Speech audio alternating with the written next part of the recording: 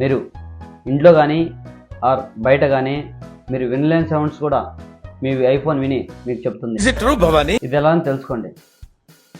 మనం హెడ్సెట్ పెట్టుకొని సాంగ్స్ వింటూ ఉంటాం. అలాంటప్పుడు బయట నుంచి ఎవరన్నా బెల్ కొట్టినా, మన ఇంట్లో పిల్లలు ఏడుస్తూ ఉన్నా, అలాంటి టైంలో మనం వినలేం.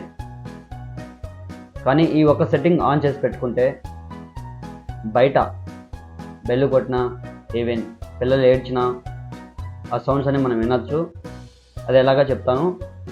ఫస్ట్ ఐఫోన్లో మీరు ఈ సెట్టింగ్ ఆన్ చేసుకోవాలి.